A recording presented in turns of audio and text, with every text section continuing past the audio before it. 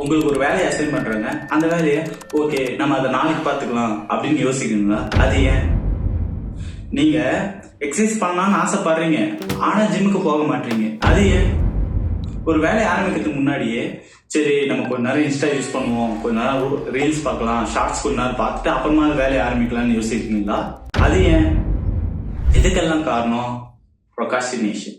இந்த ப்ரொகாஸ்டினேஷன்னா என்ன ப்ரோ அப்படின்னு கேட்டீங்கன்னா, நீங்க ஒரு வேலையை செய்யறதுக்கு பதிலா அந்த வேலையை செய்யாம நாளைக்கு பண்ணிக்கலாம் தள்ளி போறீங்களே, அதுதான் ப்ரொகாஸ்டினேஷன். இந்த ப்ரொகாஸ்டினேஷன் நம்ம பண்றோம்ல, ஏன் இதை பண்றோம், இது எதனால வருது, இதற்கான ரூட் காஸ் என்ன, இதுக்கான சொல்யூஷன் என்ன காரணம், இதை பத்தி சில ஜேர்னல்ஸ் அண்ட் ரிசர்ச்சை வந்து நாங்க பார்த்ததுல நிறைய பாயிண்ட்ஸ் கிடைச்சிச்சு. அதுல ஒரு பெஸ்டான ஒரு 8 பாயிண்ட்ஸை கொண்டு வந்திருக்கேன். ஸோ இன்னைக்கு இந்த வீடியோல அதை தான் நம்ம பார்க்க போறோம். ஸோ வீடியோவை ஸ்கிப் பண்ணாம ஃபுல்லா பாருங்க. வீடியோக்குள்ள போறதுக்கு முன்னாடி நான் உங்க ஜிகே, நீங்க பாத்துக்கிறது செல்ஃப் சஃபிஷியன்ட். இந்த மாதிரி யூஸ்ஃபுல்லான கண்டென்ட்டை நீங்க பார்க்கணும்னா மறக்காம நம்ம சேனலுக்கு சப்ஸ்கிரைப் பண்ணி அந்த பெல் ஐக்கான ஆல்ல கிளிக் பண்ணி வச்சிருங்க. அப்பதான் நான் போடுற எஃபர்ட்டை உங்களுக்கு ரிசல்ட்டா கன்வெர்ட் ஆகும். இப்ப நம்ம வீடியோக்குள்ள போயிடலாம்.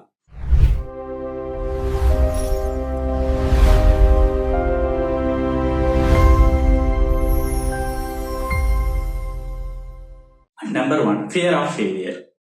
நிறைய பேர் வந்து நான் லேசியா இருக்கேன் அதனாலதான் ப்ரொகாஸ்டினேட் பண்றேன் அப்படின்னு நிறைய பேர் நினைச்சிட்டு இருக்கீங்க. கரெக்டு தான், நிறைய பேர் லேசியா இருந்தாலும் ப்ரொகாஸ்டினேட் பண்ணுவீங்க. அது மட்டும் காரணம் இல்ல, அது இல்லாம நிறைய பேரு நம்ம தோத்துருவோமோ, இதை பண்ணா நம்ம வந்து தோத்து போயிடுவோமோ, ஐயோ இது செய்யாம போயிடுமோ, இது ஃபெயிலியர் ஆயிடுமோன்ற ஒரு பயத்தாலேயே நிறைய பேர் ப்ரொகாஸ்டினேட் பண்றாங்க இருக்காங்க. ஒரு ரிசர்ச் கண்டக்ட் பண்றாங்க, அதுல 198 யூனிவர்சிட்டி ஸ்டூடெண்ட்ஸ் வந்து அதுல பார்ட்டிசிபேட் பண்றாங்க. அவங்க அதுல என்ன ஃபைண்ட் அவுட் பண்றாங்கன்னா, fear of failure, academic procrastination, இது ரெண்டுத்துக்கும் ஒரு நேர்மறையான தொடர்பு இருக்கு அப்படின்னு அவங்க கண்டுபிடிச்சிருக்காங்க. எக்ஸாம்பிளுக்கு இப்போ ஒருத்தவங்க இங்கிலீஷ் கத்துக்கணும் அப்படின்னு நினைக்கிறாருன்னு வச்சுங்க. அவர் என்ன பண்ணாரு, ஓகே நாளையில இருந்து நம்ம இங்கிலீஷ் கத்துக்கலாம் அப்படின்னு நினைக்கிறாரு. நாளையும் வருது, நாளைக்கு வந்த உடனே அவர் என்ன பண்றாரு, நாளைக்கு பண்ணிக்கலாம் தள்ளி போட்டே இருக்காரு. ஏன் இதை பண்றாருன்னா, அச்சோ நம்ம பிராக்டிஸ் பண்ணும் போது நம்ம ப்ரொனன்சியேஷன் சரியில்லைன்னா யாருன்னா பார்த்து சிரிப்பாங்களோ, இந்த ஒரு மைண்ட் செட் அவர்கிட்ட இருக்கு. அதனால அவர் என்ன பண்றாருன்னா அதை ப்ரொகாஸ்டினேட் பண்ணிட்டே வர்றாரு. இதனால அவரு ஒரு 15 நிமிஷம் பிராக்டிஸ் பண்றதுக்கு பதிலா அந்த டைம்ல அவர் ஏன்னா ஒரு இன்ஸ்டா ஸ்க்ரோல் பண்ணிட்டு அப்படியே அவர் ஓட்டிடுறாரு. இந்த மாதிரி நாளைக்குன்னு பண்றதால அந்த டேஸ் வந்து வீக்ஸ் ஆகுது, வீக்ஸ் வந்து மந்த்ஸ் ஆகுது, மந்த்ஸ் வந்து இயராவே ஆகும்.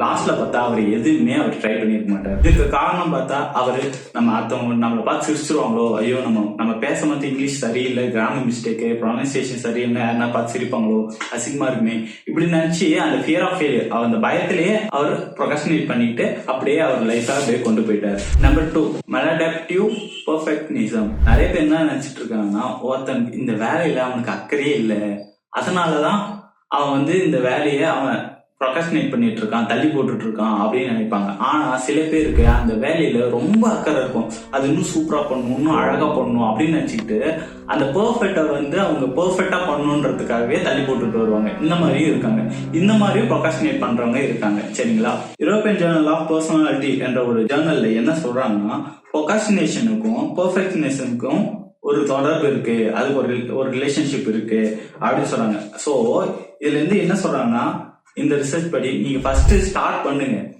இப்போ ஜஸ்ட் ஒரு ப்ராடக்ட், ஒரு போனுன்னா ஒரு போனை ஃபர்ஸ்ட் மேக் பண்ணி அது ஒர்க்கபிள் கண்டிஷன் கொண்டு வாங்க. அதுக்கப்புறமா அதை வந்து நம்ம எப்படி கேமரா எங்க வைக்கலாம், அழகுபடுத்திக்கலாம்ன்றாங்க. ஃபர்ஸ்ட் நீங்க ஸ்டார்ட் பண்ணுங்க, அதுக்கப்புறம் அதை இம்ப்ரூவ் பண்ணிக்கலாம் அப்படின்ற மாதிரி அந்த ரிசர்ச் சொல்றாங்க. Number 3, task ambiguity. நிறைய பேர் வந்து எனக்கு நேரமே இல்லை, எனக்கு ரொம்ப பிஸியா இருக்கேன், சோ அதனால அந்த வேலையை நம்ம அப்புறமா பாத்துக்கலாம் அப்படின்னு ப்ரொகாஸ்டினேட் பண்ணுவாங்க. ஆனா உண்மையில சொல்ல போனா அவங்க ப்ரொகாஸ்டினேட் பண்ற வேலையில அவங்களுக்கு ஒரு கிளியரான என்ன பண்ணணும், இது என்ன பண்ணணும், இதுக்கு என்ன ஸ்ட்ரக்சர் அப்படின்னு எதுவுமே தெரியாம இருக்கிறதால தான் அவங்க அந்த வேலையை அதிகமா ப்ரொகாஸ்டினேட் பண்ணுவாங்க அப்படின்னு சொல்றாங்க.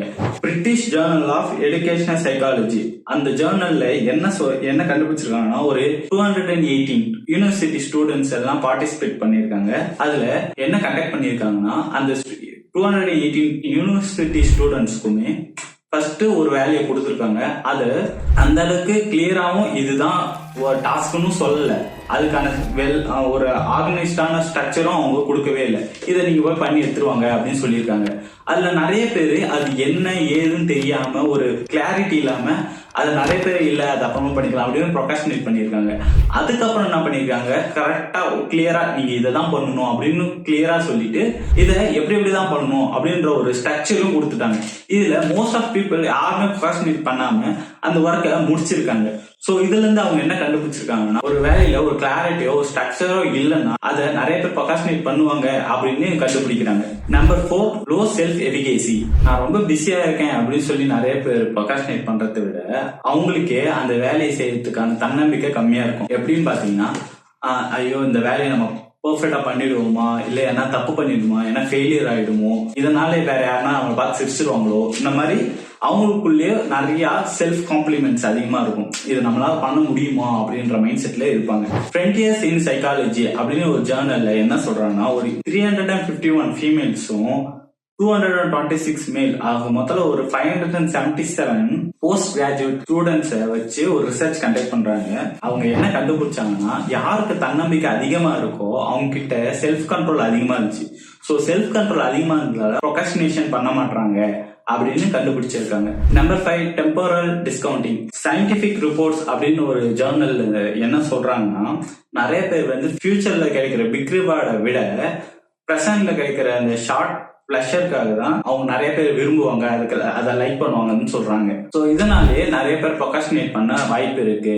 காரணம், இன்னும் நீங்க இந்த 2 monthsல இந்த ஒர்க்கை முடிங்க, உங்களுக்கு வந்து நான் இவ்வளவு தருவேன் அப்படின்னு சொல்றதுக்குள்ள நீங்க இந்த ஒரே நாள்ல இதை முடிங்க நான் இவ்வளவு தரேன்னா, அந்த 2 monthsக்கு அப்புறம் வர 1 lakh இருந்தாலும் சரி, இந்த ஒரே நாள்ல கிடைக்கிற 1000 rupees தான் ஃபர்ஸ்ட் இம்பார்ட்டன்ட் கொடுத்து பண்ணுவாங்க. அதை ப்ரொகாஸ்டினேட் தான் பண்ணுவாங்க அப்படின்னு சொல்ல வராங்க. Number 6, executive dysfunction and future thinking. நிறைய பேர் ப்ரொகாஸ்டினேஷன் ஏன் பண்றாங்கன்னா, நிறைய பேர் சோம்பேறித்தனம் தான், நம்ம ரொம்ப லேசியா இருக்கும் அதனாலதான் நம்ம ப்ரொகாஸ்டினேட் பண்றோம் அப்படின்னு நினைச்சிட்டு இருக்காங்க.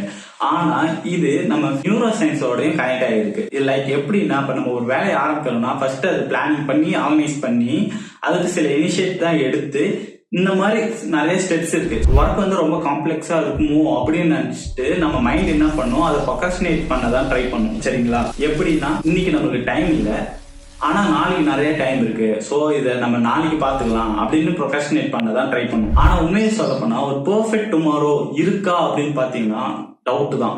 வரலாம், வராட்டாலும் போகலாம், நாளைக்கு என்ன வேணா நடக்கலாம். சோ அதை முடிஞ்ச வரைக்கும் இன்னைக்கே பண்றது நல்லது. பிரெயின் இமேஜ் அண்ட் பிஹேவியர் அப்படின்னு ஒரு ஜேர்னல்ல 6087 பார்ட்டிசிபென்ட்ஸ் வந்து அதுல பார்ட்டிசிபேட் பண்றாங்க. அதுல என்ன சொல்றாங்கன்னா, ப்ரொகாஸ்டினேஷன் வந்து மைண்ட்ல நடக்கிற சில பகுதியில ஏற்படுற டிஃபரெண்டால ப்ரொகாஸ்டினேஷன் பண்றாங்க அப்படின்னு கண்டுபிடிக்கிறாங்க. இதுல வந்து இன்னும் முக்கியமா என்னென்னதான் கண்டுபிடிக்கிறாங்கன்னா, executive function, self control, planning, prospective memory, இதெல்லாம் அதுல பெரிய ரோல் பிளே பண்ணுது இந்த ப்ரொகாஸ்டினேஷன் பண்றதுல, மெமரியில. Number 7, psychological decision fatigue. ஒருத்தருங்க தூங்கி ஏஞ்சது வந்து நிறைய டிசிஷன் எடுப்பாங்க. எப்படி பாத்தீங்கன்னா, இன்னைக்கு என்ன ட்ரெஸ் பண்ணணும், இன்னைக்கு என்ன சாப்பிடணும், இன்னைக்கு எந்த ட்ரெயின்ல போனா, யார் யாருக்கு இமெயில் பண்ணணும், எந்தெந்த மீட்டிங்ல அட்டென்ட் பண்ணணும், அவ்வளோ டிசிஷன் எடுப்பாங்க. இதனாலே நிறைய பேர் நிறைய விஷயத்த ப்ரொகாஸ்டினேட் பண்ண முடியும். ஏன்னா அந்த மைண்ட் வந்து ஓவரா டிசிஷன் எடுத்து டயர்ட் ஆகும். அப்ப என்ன நடக்கும்னா, பெரிய இன்னொரு டாஸ்க் இருந்தா ஐயோ ரொம்ப கஷ்டமா இருக்கும் போலகுதே அப்படின்ற டிசிஷன் எடுத்து டயர்டா இருந்தால அதை ப்ரொகாஸ்டினேட் பண்ண பார்ப்போம். Journal of personality and social psychology அப்படின்னு ஒரு ஜேர்னல் என்ன சொல்லுதுன்னா, அதிகமான டிசிஷன் எடுத்தா மென்டாலிட்டி வைஸ் லோ ஆயிட்டு செல்ஃப் கண்ட்ரோலும் உங்களுக்கு லோ ஆயிடும். லோ ஆனதால ப்ரொகாஸ்டினேட் பண்றதுக்கு அதிக வாய்ப்பு இருக்கு அப்படின்னு சொல்றாங்க. அடுத்து number 8, social and behaviour root causes of procrastination. Okay, இப்ப சொன்ன 7 பாயிண்ட்ஸுமே மோஸ்ட்லி நம்மளோட சார்ந்ததா இருக்கும். நம்ம பண்ற சில தப்புகள் சில மைண்ட் ரிலேட்டடா இருக்கும். ஆனா இது எப்படின்னா, நம்ம தான் ப்ரொகாஸ்டினேட் பண்றோம்னா நம்ம என்வாயன்மெண்ட்டும் அதை ப்ரொகாஸ்டினேட் பண்றதுக்கு சப்போர்ட் பண்ற மாதிரி தான் இருக்கும். Like social comparison. இப்ப எப்படின்னா, இந்த வேலையை அவன் சூப்பரா பண்ணிட்டான், நம்மளால சூப்பரா பண்ண முடியுமா, இது நம்மளை விட அவன் தான் பெட்டரா இருக்கான் அப்படின்னு சொல்லி நீங்க சில கம்பேரிசன் பண்றதாலையும் ப்ரொகாஸ்டினேஷன் பண்றதுக்கு வாய்ப்பு இருக்கு.